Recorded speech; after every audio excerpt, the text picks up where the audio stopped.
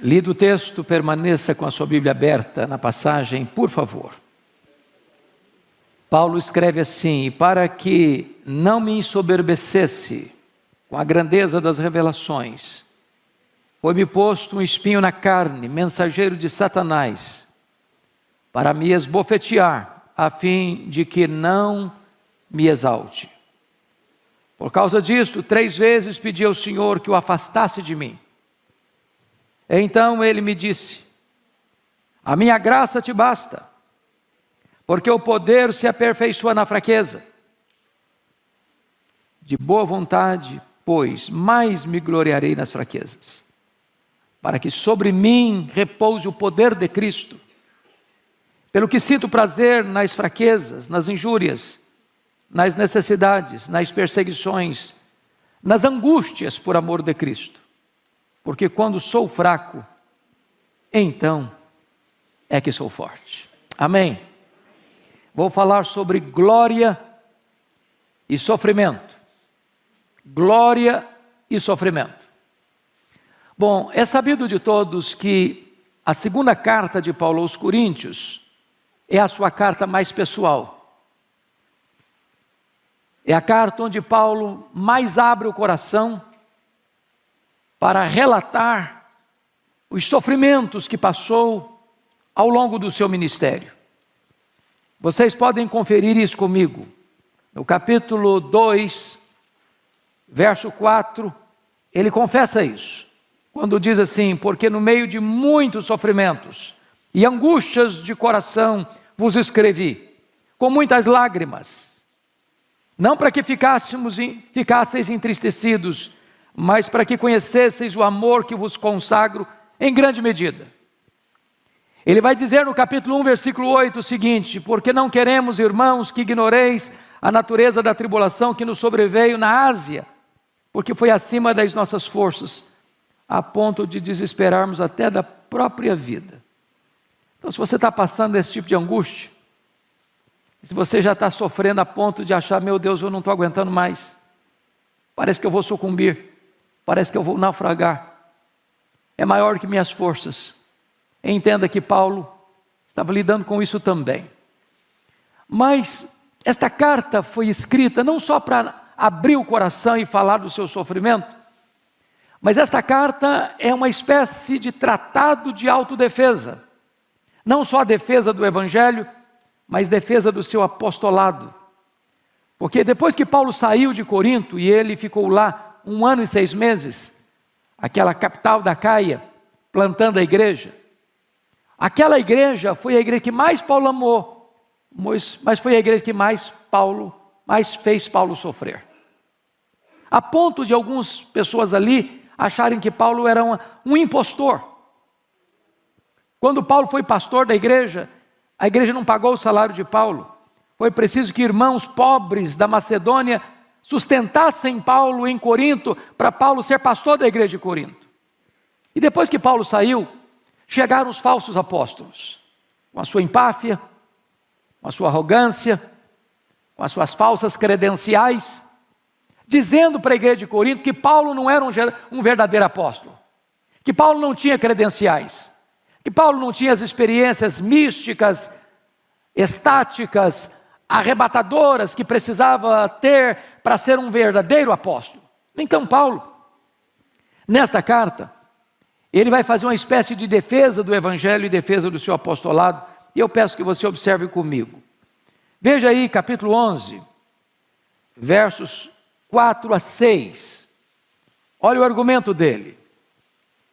Se na verdade, vindo alguém, prega outro Jesus que não temos pregado, ou se aceitais espírito diferente que não tendes recebido, ou evangelho diferente que não tendes abraçado, a esse de boa mente o tolerais, porque supõe nada ter sido inferior a esses tais apóstolos. Então o que Paulo está dizendo?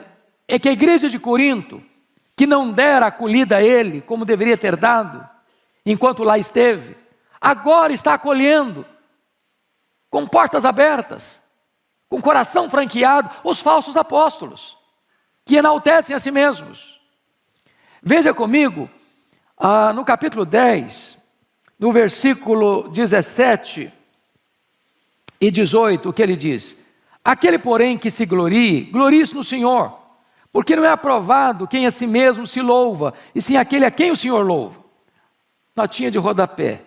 Não fica bem você elogiar você mesmo. Então, que seja outro que elogie você.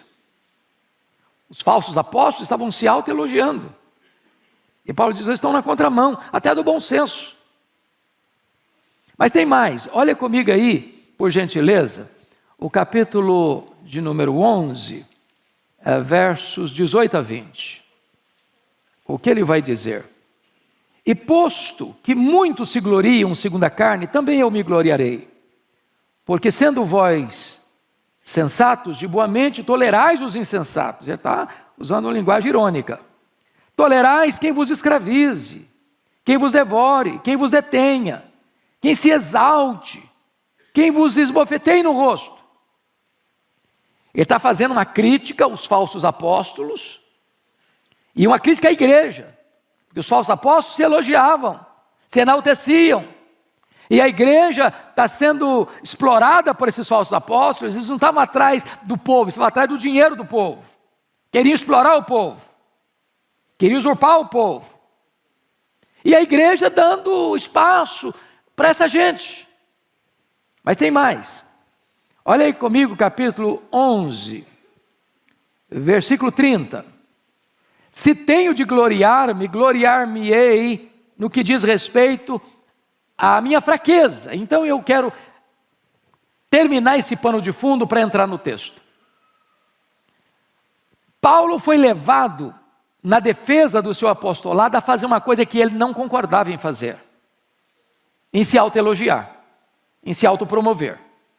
Ele achava isso um contrassenso, uma coisa inadequada para um crente maduro.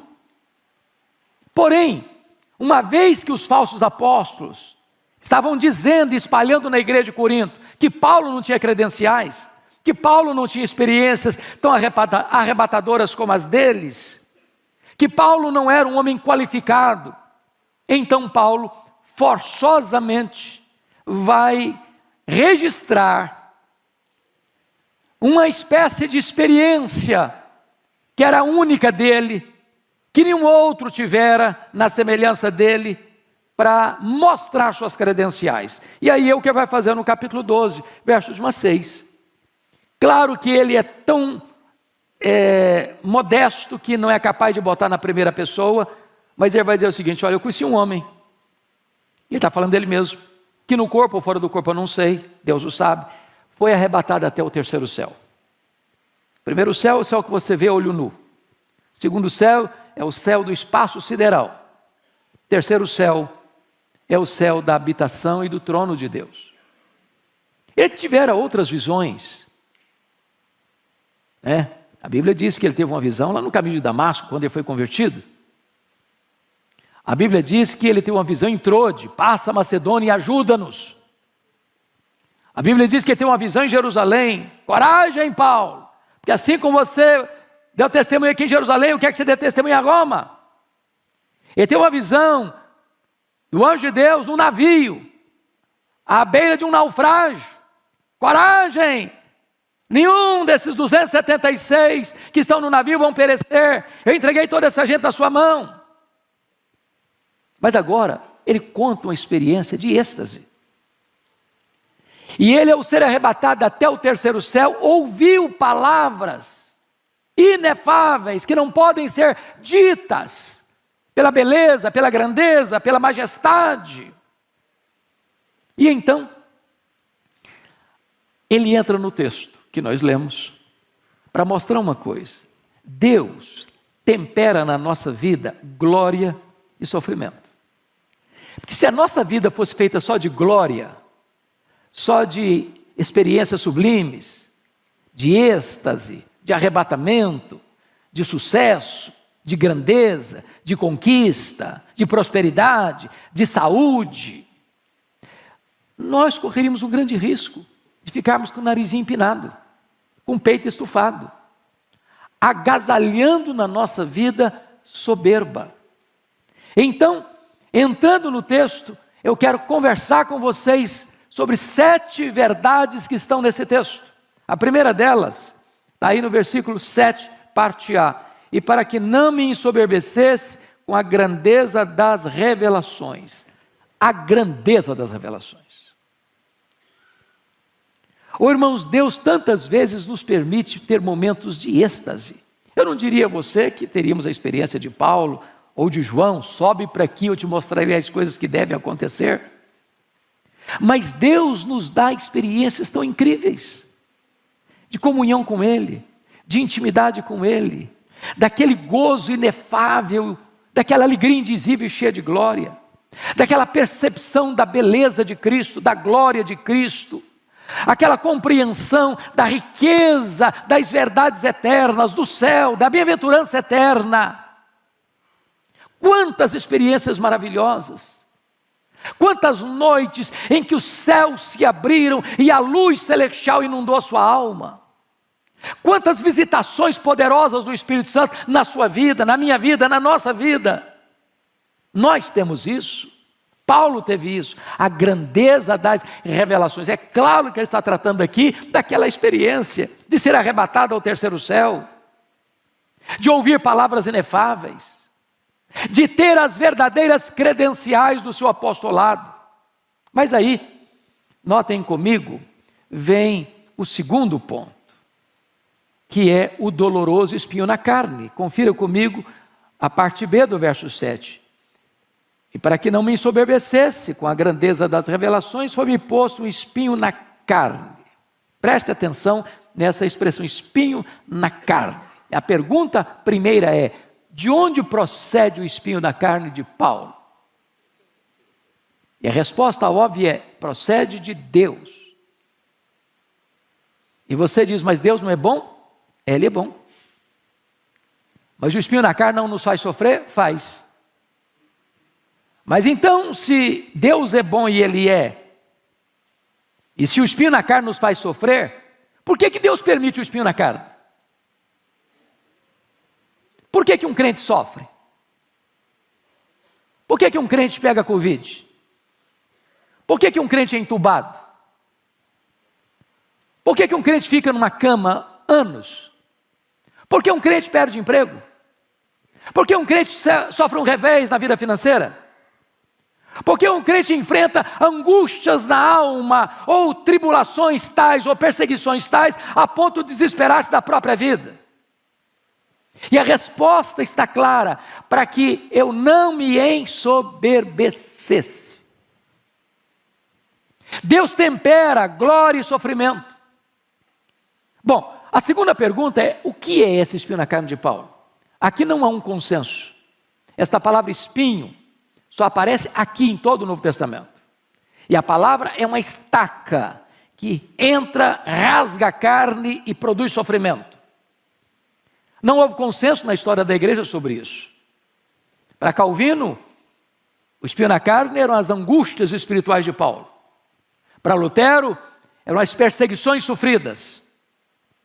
Outros achavam que o espinho na carne de Paulo eram as suas tentações, uma vez que ele era um homem solteiro e lidando com todas as tensões da alma.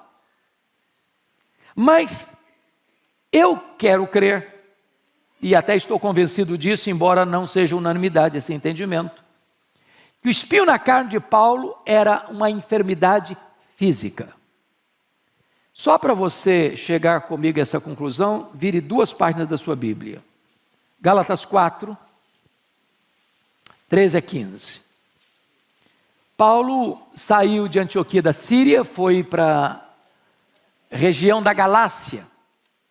Galácia do Sul, Antioquia de Pisídia, Icônio, Derbe e Listra. E olha o que ele narra. Verso 13, 4, 13. E vós sabeis que vos preguei o Evangelho a primeira vez por causa de uma enfermidade física. E posto que a minha enfermidade na carne vos foi uma tentação, contudo não me revelaste desprezo nem desgosto, antes me recebestes como anjo de Deus, como o próprio Cristo Jesus. E aqui eu chamo a sua atenção, no verso 15, que é feito, pois, da vossa exultação? Pois vos dou testemunho de que, se possível fora, tereis arrancado os próprios olhos para nos dar.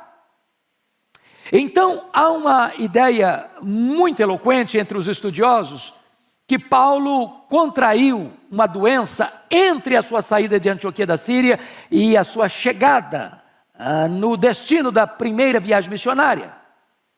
E muito provavelmente ele pega essa enfermidade em Antioquia, em perto da Panfilha, que era uma região alagadiça, pantanosa, e possivelmente ele pegou uma malária que dava uma dor de cabeça alucinante, afetando inclusive a visão.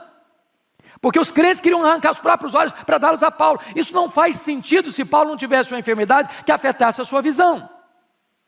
Tanto é fato que Paulo tinha um secretário para escrever suas cartas.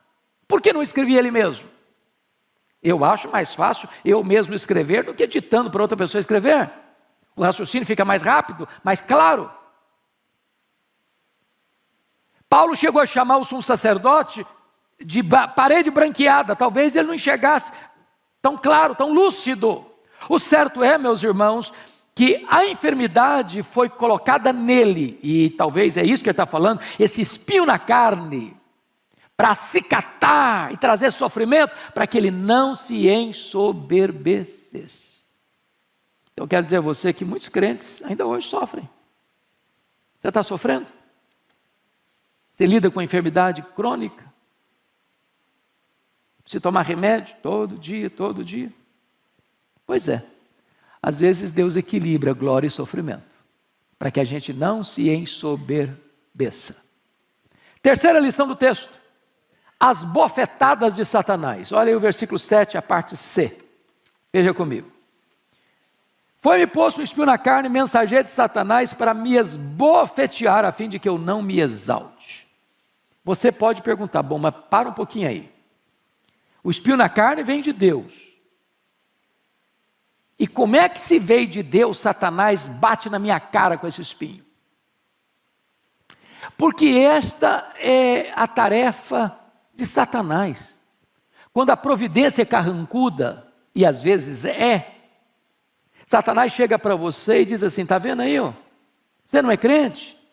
Você não anda com Deus? Você não é fiel a Deus? Você não faz as coisas direitinho? Você não obedece os preceitos de Deus? Está sofrendo, está passando por essa magrela, está passando por essa dificuldade.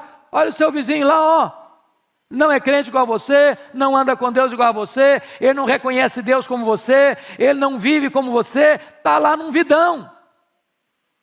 Não tem a preocupação dos mortais. O corpo dele é sadio e inédio, já vem bronzeado de fábrica. E você está passando essa magrela toda. Se Deus amasse você, você não estava nessa. Se Deus amasse você, você não estava passando por isso. Deixa eu lhe dizer algo muito importante hoje. As pessoas mais usadas por Deus foram as pessoas que foram quebrantadas, buriladas, moldadas no cadinho do sofrimento. As grandes lições da vida nós não as aprendemos em dias de festa. Nós as aprendemos no vale da dor. Eu olho a história e vejo homens como Calvino, que passou boa parte do ministério dele acamado. E enquanto acamado estava, ia ditando para os seus secretários as obras que escreveu. Eu fico imaginando um homem da grandeza de Charles Haddon Spurgeon, que tinha gota, sofria, depressão, e muitas vezes tinha que se retirar do púlpito para ir se tratar. Eu fico olhando a história de um homem como John Bunyan, que ficou preso por pregar o evangelho em praça pública 14 anos.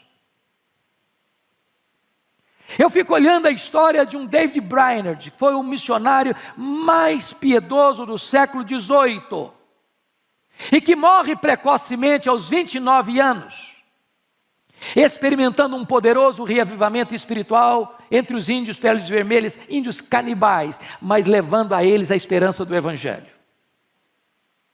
Eu fico olhando a história de um advogado de sucesso de Chicago, Dr. Spafford, muito rico, mas que ao ter 5 filhos, 1 filho e 4 filhas, sofre um golpe tremendo de ver o seu filho, criança ainda, morrendo.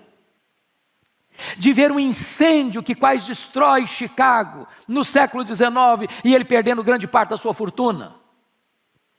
Ao receber a notícia de uma viagem que a sua esposa fez com as 4 filhas para a Inglaterra. E o navio naufraga. E a sua esposa lhe manda um telegrama: salva, porém só.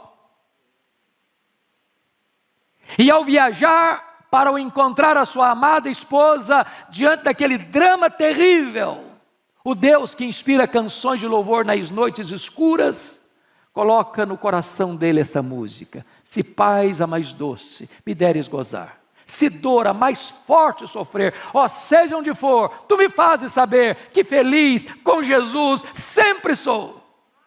Esta música tem abençoado milhões de pessoas ao longo dos anos.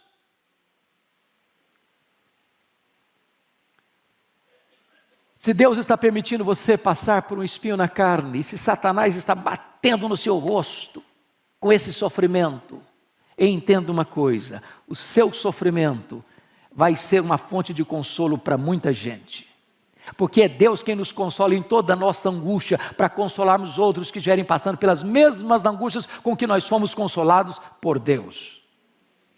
Mas em quarto lugar, a quarta lição do texto: as orações indeferidas ou não atendidas. Olha comigo o versículo 8. Por causa disso, 3 vezes pedi ao Senhor que o afastasse de mim. Notem comigo, irmãos, Paulo era um homem de oração. Paulo era um homem que orava até por gente que ele nunca tinha visto. Paulo orava incessantemente. Paulo orou por muitas pessoas doentes, elas foram curadas. Paulo orou e Deus ressuscitou Eutico, um milagre extraordinário. Agora Paulo está doente. Agora Paulo está orando por ele mesmo, e uma oração honesta, profunda, sincera e perseverante. Orou 3 vezes, como Jesus orou no Getsêmani: Pai, se possível, passe de mim este cálice. Ele pede a cura, ele pede o alívio. E Deus disse para ele: não, eu não vou lhe curar. Eu não vou tirar o espinho. Tem horas que o que mais queremos é alívio do sofrimento. Tem horas que o que você anseia é que você fique livre daquilo que se apresenta como algo que machuca você, que dói em você. É um problema familiar, é um problema de saúde, é um problema financeiro, é um problema emocional. Você sabe qual é o espinho que você enfrenta. E talvez você que está aqui já orou por isso há tanto tempo. E tantas vezes. E Deus diga, como aqui está escrito: por causa disso, 3 vezes eu pedi ao Senhor que o afastasse de mim. E Deus diz para você: não. Paulo pediu substituição e Deus respondeu para ele: transformação. Eu não vou tirar, eu vou lhe capacitar. Eu vou lhe dar minha graça. Você vai me glorificar mais sofrendo com consolo, mantendo-se humilde, do que eu curando você e você tendo alívio e tendo o perigo e o risco de se ensoberbecer. Irmãos, a vida aqui não é indolor. Aqui tem choro, aqui tem lágrima, aqui tem dor. E eu não estou fazendo uma apologia ao sofrimento, eu não estou fazendo apologia à lágrima, eu não estou fazendo apologia à enfermidade, eu não estou dizendo que você é masoquista, eu não estou dizendo que você tem prazer em sofrer, eu não estou falando isso. E Deus não está dizendo isso. Mas muitas vezes o sofrimento nos vem para nos colocar numa posição de completa e permanente dependência de Deus. Então vem a quinta lição. A resposta desconcertante de Deus no verso 9a. Olha aí. Então Deus me disse: a minha graça te basta, porque o poder se aperfeiçoa na fraqueza. A maior necessidade sua e minha não é nem de alívio, é da graça suficiente. Tiago, no capítulo 1 da sua carta, no versículo 2, ele diz assim: meus irmãos, tende por motivo de toda alegria, preste atenção nisso, motivo de toda alegria, o passardes por várias provações. Parece que não é comum você juntar as duas coisas, alegria e provação. Porque quando você pensa em provação, você pensa em choro, você pensa em gemido, você pensa em sofrimento, você pensa em tristeza. Agora Tiago está nos confrontando com essa verdade, dizendo: meus irmãos, tende por motivo de toda alegria o passardes por várias, não é por uma não, vem em pencas, todas as provações. E ele fala da palavra várias, a palavra várias no grego é a palavra poikilos, de onde vem a nossa palavra portuguesa policromático, de diversas cores. Tem provas leves, tem provas médias, tem provas pesadas. Tem prova que tem a cor de rosinha, igual esmalte de noiva. Tem provação que vem com rosa choque. Tem provação que vem com cinzento bem firme. Tem provação que é tenebrosa. Tem provação que você passa por ela de nave espacial. Tem outra que você passa de carro de corrida. Tem outra que você passa andando. Tem outra que você passa engatinhando. Mas sabe o que a Bíblia diz? Que para cada cor de prova que você enfrenta, existe a multiforme graça de Deus. E a palavra multiforme é a mesma palavra poiquilo. Sabe o que a Bíblia está dizendo? Para cada cor de prova que você enfrenta, existe uma cor de graça suficiente para sustentar você. Deus nunca vai deixar você sozinho, Deus nunca vai deixar você desamparado, Deus nunca vai largar você no meio do caminho, Ele vai sustentar você. A minha graça te basta, Paulo, o meu poder se aperfeiçoa na fraqueza.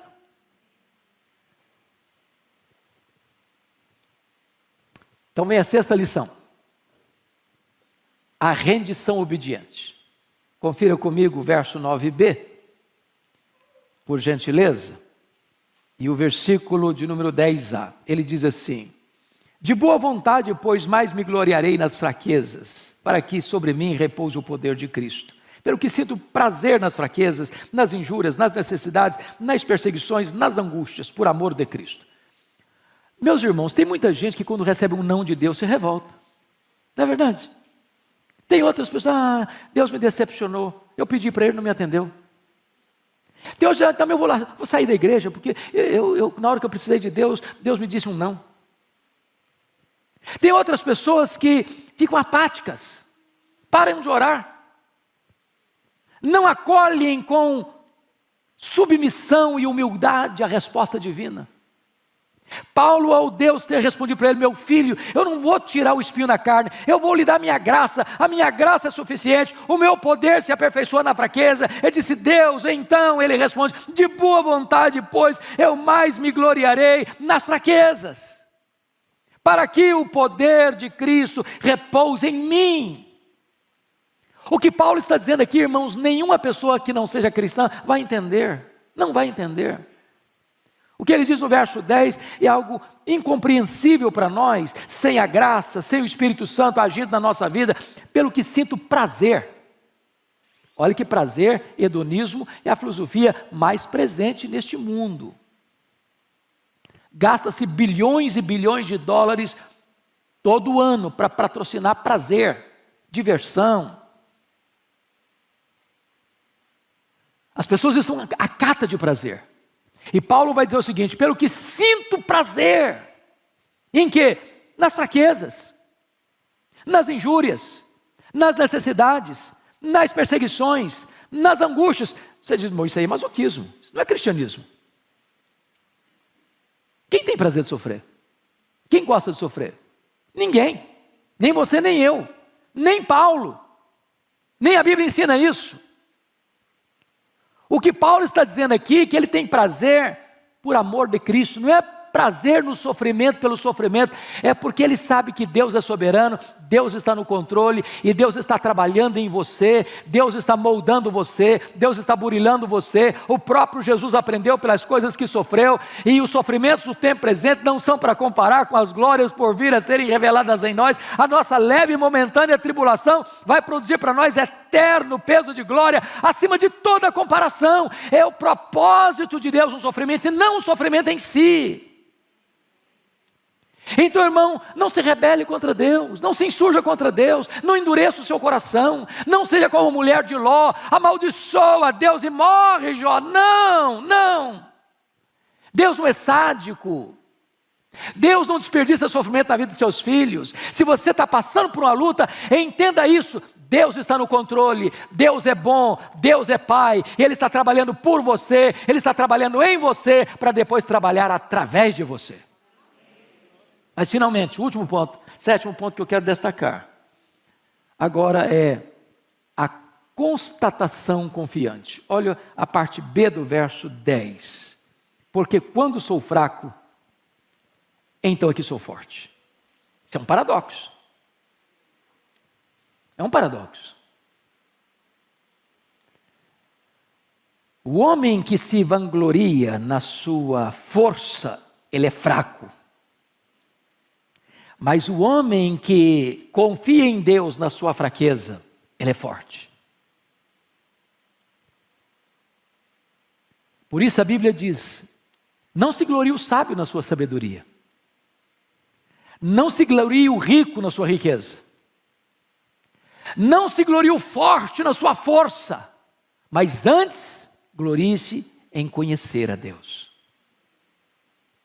Quanto mais dependente de Deus você for, mais forte você vai ser. Quanto mais você compreende que você é fraco, que precisa de Deus, não pode se afastar da presença de Deus, e depende do poder de Deus, da graça de Deus, do sustento de Deus, da providência de Deus, aí você é forte. Mas no momento em que você, não, agora eu sou forte, agora eu cuido da minha vida, agora eu sei o que eu faço, agora eu tenho todas as ferramentas para fazer, agora eu consigo, eu vou, eu faço, eu alcanço, bom, aí você é muito fraco. O braço da carne é muito fraco. Nenhum de nós consegue ficar sequer de pé, escorado no bordão da autoconfiança. Então, concluindo, Deus na sua bondade tempera na sua vida glória e sofrimento. Se fosse só glória, você ficaria soberbo. Se fosse só sofrimento, você seria esmagado. Mas Deus tempera as duas coisas, do berço à sepultura. Aqui tem sofrimento e tem glória, mas depois que nós atravessarmos as fronteiras do tempo e adentrarmos na eternidade, aí não tem mais sofrimento, será apenas glória. Porque Deus vai enxugar dos nossos olhos toda lágrima, não haverá dor, nem pranto, nem luto, porque as primeiras coisas já terão passado. Que Deus console o nosso coração nesta manhã. Amém.